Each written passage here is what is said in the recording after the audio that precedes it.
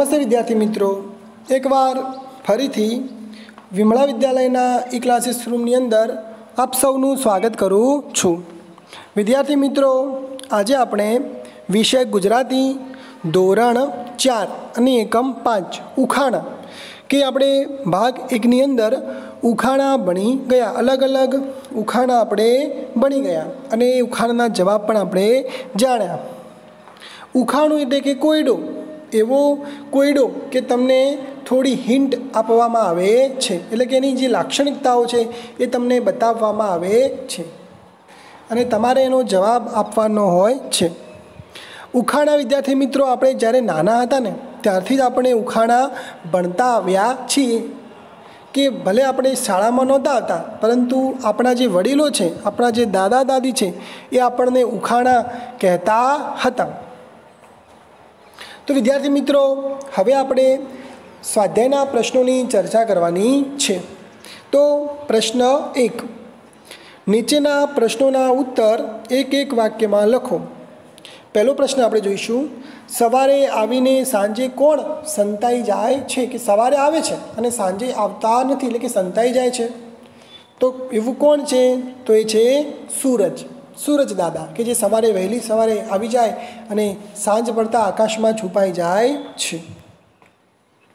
કવિએ કોબીજની શી ઓળખ આપી છે? કે એની ઓળખ એટલે કે એની કઈ વિશેષતા આપી છે? તો કવિના કહેવા મુજબ કોબીજના પાનની અંદર પાન હોય છે, એ પાન લીલા કે ધોળા હોય છે.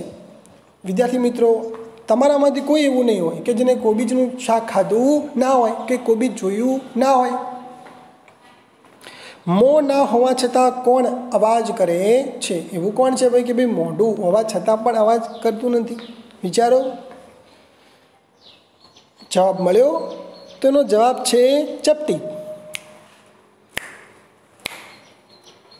કે મોં ના હોવા છતાં પણ ચપટી અવાજ કરે છે. આપણે પહેલા ભાગમાં પણ ગીત ગાયું હતું કે બામને ચપટી વગાડતા આવડી ગઈ, હે મારી ચપટી વાગે છે પટ પટ પટ. એવું જ વાગે ને ચપટી? તો વિદ્યાર્થી મિત્રો, આ તો હતી હસવાની વાત. જટા હોવા છતાં જોગી કોણ નથી? જોગી એટલે કે બાવો. આપણે એને બાવો કહીએ છીએ કે ભાઈ ખૂબ બધી દાઢી હોય અને માથા ઉપર એક અંબોડો એટલે કે જોગ બાંધ્યો હોય. તો એવું કોણ છે કે જટા છે, એટલે કે વાળ છે ઘણા લાંબા, પરંતુ યોગી નથી? તો એ છે નાળિયેર. નાળિયેર પણ વિદ્યાર્થી મિત્રો તમે જોયું છે, નાળિયેર તમે ખાધું પણ હશે અને નાળિયેરનું પાણી પીવું એ પણ શરીર માટે ખૂબ સારું કહેવાય. જ્ઞાનની બારીઓ કોણ ખોલે છે? કોણ એવું છે જે જ્ઞાનની બારીઓ ખોલે છે કે જેનાથી આપણને જ્ઞાન મળે છે? તો એ છે કોમ્પ્યુટર. હવે વિદ્યાર્થી મિત્રો, આપણે પ્રશ્ન 2 જોઈએ. અન્ય ઉખાણા શોધીને લખો. કાદવમાં જન્મીને પાણી ઉપર રહે, રૂપ રંગને સુગંધથી સૌ કોઈ એની ચાહે. કોણ છે? તો કમળ. કે ભગવાન વિષ્ણુના ચરણોમાં કમળનું ફૂલ અર્પણ કરવામાં આવે છે. શિવજીને પણ કમળ ચડાવવામાં આવે છે. તો ભલે તે કાદવમાં રહેતું હોય, ગંદકીમાં રહેતું હોય, છતાં પણ પોતે પવિત્ર છે. એટલે કે આનો અર્થ શું છે? તો કે ઘણીવાર આપણે ભલે ખરાબ માણસની સંગતમાં રહેતા હોય છતાં પણ જે આપણે આપણા જે પોતાના જે ગુણો છે, જે સદ્ગુણો છે, એને આપણે ક્યારેય પણ ભૂલવા જોઈએ નહીં. નાની સળી સુગંધે ભરી, અન્ય કાજે બળી, એ શું વળી? તો એ છે ધૂપ સળી. એટલે કે અગરબત્તી પોતાની જાતને ઘસાઈ દે છે, પોતાની જાતને ધુઆં કરી નાખે છે, પરંતુ બીજાને સુગંધ આપે છે. સંતો પણ એવા જ છે કે પોતાની જાતને ઘસાઈ દે છે, પરંતુ બીજાને સુખી કરે છે. નીચેના કોષ્ટકમાંથી ઉખાણાની જવાબની ફરતે ગોળ રાઉન્ડ કરવાનું છે. તો કે જવાબની ફરતે ગોળ રાઉન્ડ કરો.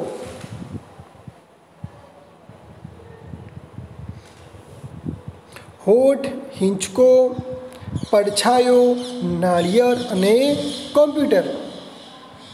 તો આમાં તમારે જવાબની ફરતે ગોળ રાઉન્ડ કરવાનું છે.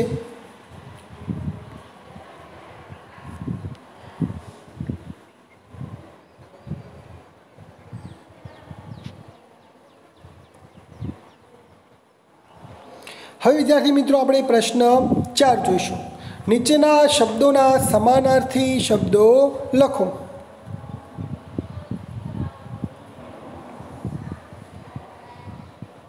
તો પાન, પાન એટલે કે પાંદડું, એને પર્ણ પણ કહેવામાં આવે છે.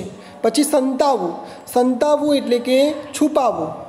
આપણે સંતાકુકડી નાના હતા એટલે રમતા હતા કે આપણે સંતાઈ જતા અને પછી થપ્પો પાડી દેતા. પગ તો કદમ, મોં એટલે કે મુખ, વૃક્ષ તો ઝાડ, તરુ પણ એને કહેવામાં આવે છે. દુનિયા તો જગ, પૃથ્વી, ભૂમિ, ધરા, માતૃભૂમિ. ઘણા બધા શબ્દો પૃથ્વી માટે વાપરવામાં આવે છે. હવે એના પછી વિદ્યાર્થી મિત્રો આપણે વિરોધી શબ્દ જોઈએ. વિરોધાર્થી તો જ્ઞાન તો અજ્ઞાન, ચતુર એટલે કે હોઠ, ચતુર તો હોઠ નહીં પરંતુ ઠોઠ. અહીં મારે બોલવામાં થોડી મિસ્ટેક થઈ ગઈ. ચતુર એટલે કે ઠોઠ. ઉત્તર તો પ્રશ્ન, જન્મ તો મરણ, નાનો એટલે કે મોટો, ઊંઘવું તો જાગવું. તો આ હતા વિરોધાર્થી શબ્દો. હવે આપણે શબ્દ સમૂહ જોઈશું કે શબ્દ સમૂહ માટે એક શબ્દ આપો. ઉનાળાની સખત ગરમ હવા, તેને શું કહેવાય? તેને કહેવાય લૂ. 3 આંખવાળું તો ત્રિનેત્ર. 4 પાયાવાળું એક જાતનું આસન, શું કહેવાય? બાજોઠ. સરસ, શું કહેવાય? બાજટ. પ્રશ્ન 7 આપણે જોઈએ. ઉદાહરણ મુજબ કેવો, કેવી, કેવું શબ્દ લખો. કેરી તો કેરી કેવી આવશે? કેવી. કેરીને આપણે એવું કહીશું કે ભાઈ કેરી કેવો? કેરી તો કેવી. કાંટો તો કાંટા માટે શું આવે? કાંટો કેવો. કમ્પ્યુટર તો કમ્પ્યુટર કેવું. જીત તો કેવી. જીત કેવી. જીત કેવો. એવું બોલાય? નહીં બોલાય. ચાંદો તો શું આવશે? કે ચાંદો કેવો. નાળિયેર તો નાળિયેર તો કેવું. પક્ષી તો પક્ષી તો કેવું. અન્ય આવા શબ્દો પણ આપણે જોઈ શકીએ છીએ. જેમ કે હું કહું ગાય તો ગાય કેવી. વૃક્ષ તો વૃક્ષ કેવું. પીપળો તો પીપળો કેવો. માટલું તો માટલું કેવું. રમેશ તો રમેશ કેવી. થાય? નહીં થાય. રમેશ કેવો. મિત્તલ તો મિત્તલ કેવી. એવું કહેવાય કે મિત્તલ કેવું? એવું બને નહીં. તો વિદ્યાર્થી મિત્રો તમને મજા આવી? હવે વિદ્યાર્થી મિત્રો આપણે પ્રશ્ન 8 જોઈશું.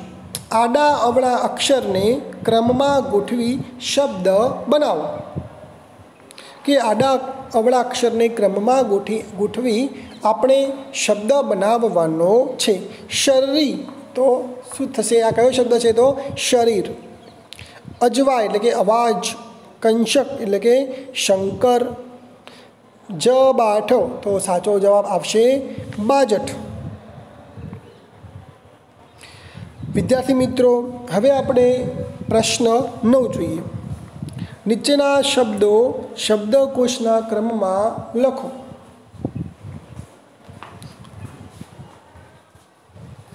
તો શબ્દો આપણે જોઈએ કે કયા કયા શબ્દો આપેલા છે. તો બકરી, ગોખલો, પાંદડું, સૂરજ. તો કક્કાવાળી પ્રમાણે આપણે શબ્દો ગોઠવવાના છે. એટલે કે પહેલાં જે આપણા સ્વર હોય, ગુજરાતીમાં જે સ્વર છે અ, આ, ઈ, ઉ, એ, ઐ, ઓ, ઔ, અંગ, અ. તો જ્યારે પણ શબ્દકોશની વાત આવે છે ત્યારે સૌથી પહેલાં જો આ કોઈ સરવાળો સ્વરના અક્ષરવાળો કોઈ શબ્દ હોય, જેમ કે અમિત હોય, તો પહેલો શબ્દ કયો આવશે? અમિત. અંજના હોય તો પહેલો શબ્દ અંજના આવે. બીજો કોઈ એવો કોઈ બીજો અલગ શબ્દ હોય જેમ કે ઉંદર, તો ઉંદર શબ્દ પહેલાં આવશે, એટલે કે જે સ્વરવાળો શબ્દ હોય એ પ્રથમ આવે અને એના પછી આપણે કક્કાવાળી એટલે કે વ્યંજનવાળા શબ્દો મૂકવાના. આ શબ્દો આપણે જોઈએ તો આમાં આપણને કોઈ સ્વરવાળો શબ્દ જોવા મળતો નથી.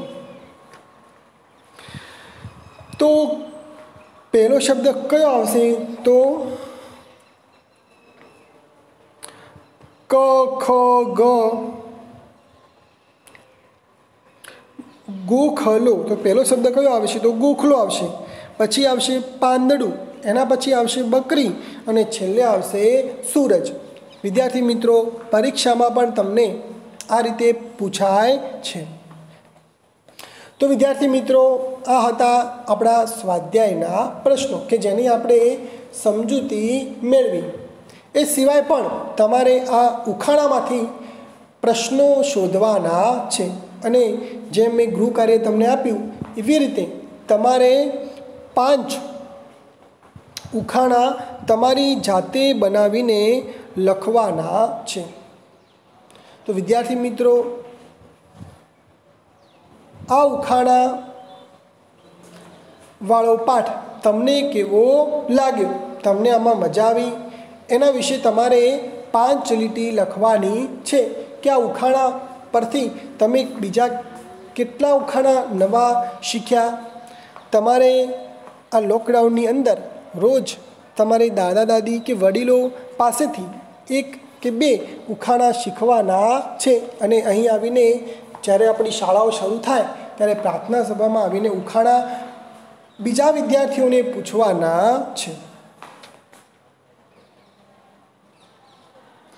તો વિદ્યાર્થી મિત્રો, આ હતા આપણા ઉખાણાનું પાઠ. વિદ્યાર્થી મિત્રો, હવે આવતા પાઠની અંદર ફરી મળીશું. તો હું રજા લઉં છું. Thank you.